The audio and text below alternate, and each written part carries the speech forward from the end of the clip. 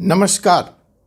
तो मैं advocate doctor Ajay Kumar Pandey from Supreme Court of India एक बार फिर हाजिर हूँ कानून के एक सनसनीखेज विषय को लेकर।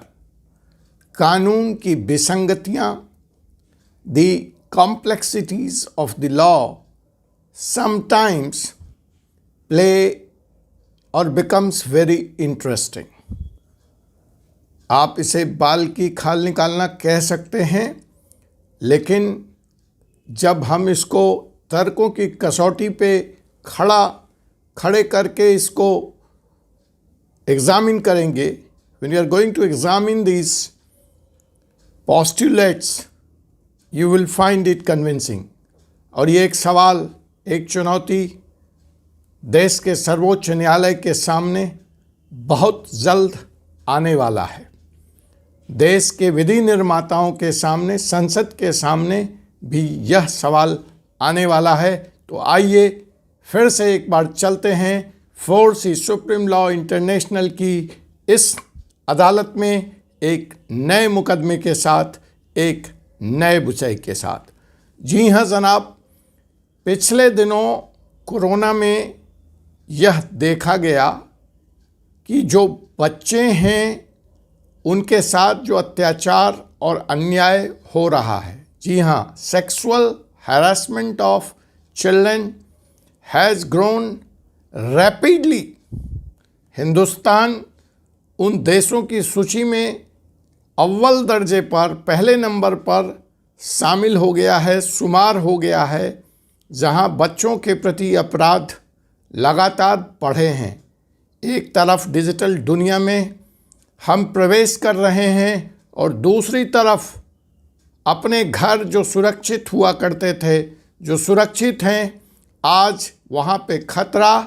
तमाम सुरक्षा, तमाम सीसीटीवी कैमरा, गार्ड्स, ताले के बाद हमारे घरों में चोरी चुपके फ़ोन के जरिए प्रवेश कर रहा है।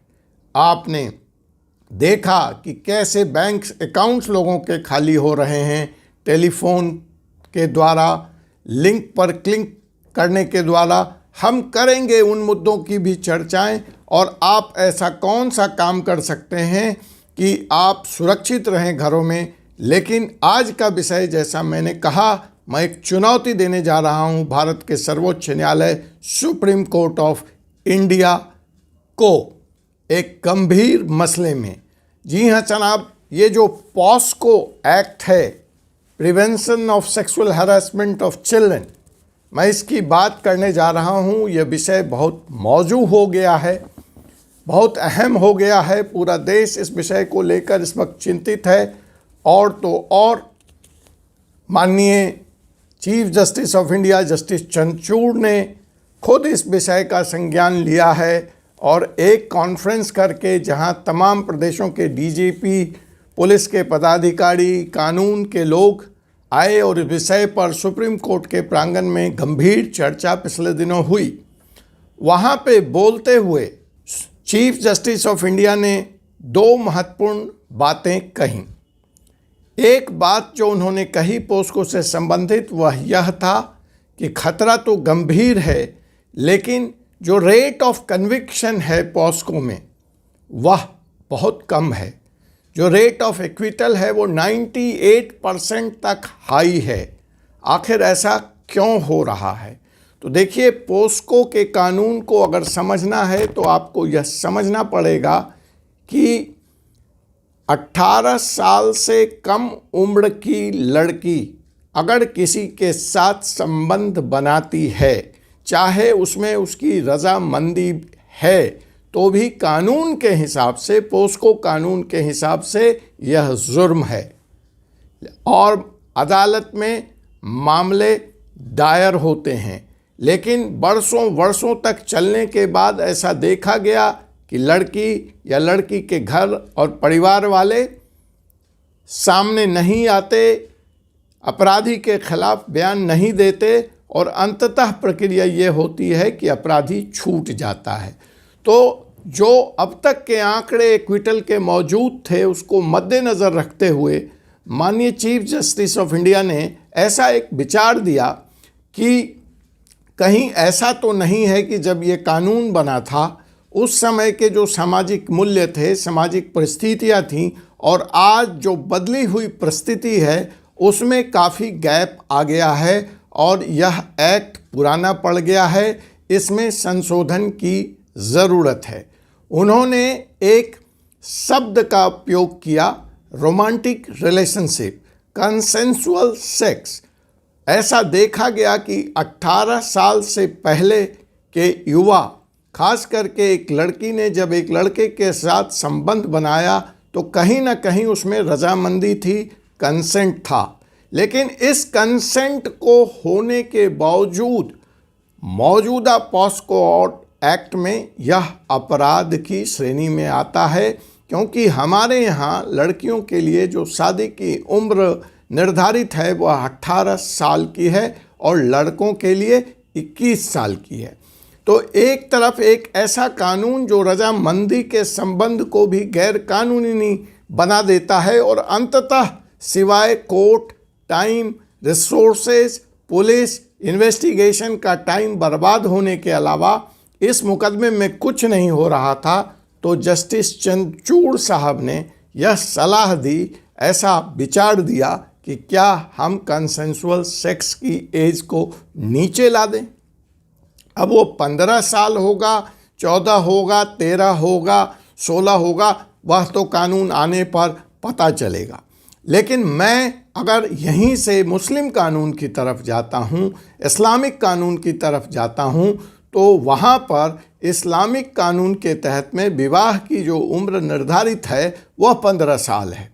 तो ऐसा लगता है कि हिंदुओं के लिए भी यह 15 साल करने का विचार सामने आएगा, क्योंकि यह 15 साल की वह उम्र है जब एक लड़की माँ बनने लायक, उसके शरीर की संरचना इस तरह से हो जाती है कि वह माँ बन सकती है। उसको एज ऑफ प्यूबर्टी कहते हैं कानून की भाषा में।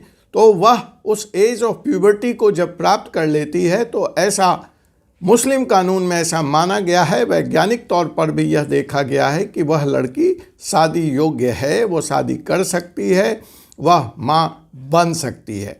तो अगर उसी अवधारणा को, उस बेस को एक्सटेंड कर दिया जाए हिंदू लॉ में और उम्र को घटाकर 15 साल ला दिया जाए तो शायद यह अपराध नहीं रहेगा, कंसेंसुअल सेक्स, और वो शादी कर देंगे। अब देखिए, यहाँ पे ऑलरेडी सुप्रीम कोर्ट मुस्लिम कानून को लेकर फिलहाल उलझी हुई नज़र आती है। जो डिफरेंट हाई कोर्ट्स हैं उन्होंने हाल में, केरल हाई कोर्ट है, कर्नाटक हाई कोर्ट है, पंजाब हाई कोर्ट है, दिल्ली हाई कोर्ट है, उसने Muslim act vis a vis POCSO act, prevention of sexual crime against children में कन्फ्लिक्टिंग जजमेंट दिए हैं। कुछ अदालतें यह कहती हैं कि मुस्लिम होने पर भी पॉस्को एक्ट से छूट नहीं मिल सकती, अर्थात कि अगर एक मुस्लिम व्यक्ति ऐसी लड़की से निकाह करता है, शादी करता है जिसकी उम्र 18 साल से कम है, तो वह पॉस्को एक्ट में उसके ऊपर कार्रवाई होगी, आपराधिक मुकदमे चलेंगे। ऐसा अभी लेटेस्ट जो डिसीजन आया है वह कर्नाटक के हाई कोर्ट का है। दूसरी तरफ कुछ अदालतें कहती हैं कि नहीं, Muslim act will get precedence over CrPC, over POCSO act. अब ये मामला फिलहाल सुप्रीम कोर्ट में लंबित है। महिला आयोग ने इस पर एक याचिका दायर की है और सुप्रीम कोर्ट ने भारत सरकार से इस पे उनके विचार जानने चाहे हैं। और अब देखिए भारत सरकार क्या करती है। सीआरपीसी को इम्पोर्टेंस देती है, तहरीज देती है, पॉस्को को तहरीज देती है, या मुस्लिम कानून एक बार फिर भारतीय कानून पर, भारतीय संविधान पर भारी पड़ेगा। यह तो सुप्रीम कोर्ट के फैसले के आने के बाद हमें पता चलेगा। जनाब, एक तरफ हमारे संविधान में विशेष संशोधन कर करके सेकुलर शब्द जोड़ा गया। हमारा संविधान इस बात की भी वकालत करता है कि आने वाले दिनों में जी हाँ जनाब, 75 सालों में भारत एक रूपता की तरफ, एक कानून की तरफ बढ़ेगा। एक तरफ भारत के संविधान को हम सेकुलर बताते हैं, कहते हैं है भी, लेकिन दूसरी तरफ अलग अलग धर्मों के लिए अलग अलग कानून है और किस तरह से ये कानून विरोधाभासी हो जाते हैं, संविधान के ही खिलाफ हो जाते हैं, संसद के ही खिलाफ हो जाते हैं, भारतीय दंड प्रक्रिया संहिता के खिलाफ हो जाते हैं। तो यह देखना दिलचस्प होगा कि सुप्रीम कोर्ट इस बात पर क्या फैसला देता है, क्या संज्ञान लेती है, भारत सरकार का क्या विचार कोर्ट के सामने आता है। लेकिन फिलहाल आइए हम लौटते हैं उसी हिंदू कानून की तरफ, जहां यह कहा जा रहा है कि कंसेंसुअल सेक्स की एज को 18 से घटाकर 15 कर दिया जाए। अगर ऐसा होता है तो क्या होगा, इसके परिणाम क्या होंगे, इसके दुष्परिणाम क्या होंगे? जी हाँ जनाब, आप जानना चाहेंगे? इसका परिणाम ये होगा, हम यह कहने की कोशिश कर रहे हैं कि भारत का हिंदू युवा 18 साल से पूर्व इस अमेंडमेंट के आने के बाद सेक्स तो कर पाएगा। इस अमेंडमेंट के आने के बाद 15 साल से ऊपर से उम्र की लड़की के साथ, लेकिन अगर वह कानूनी तौर पर शादी करना चाहे तो वह संभव नहीं होगा, क्योंकि शादी की एज चाइल्ड मैरिज एक्ट के हिसाब से, संविधान के हिसाब से आज भी 18 साल है। तो 3 साल वह संबंध में रह सकता है, लिव इन रिलेशनशिप में रह सकता है, लेकिन शादी नहीं कर पाएगा।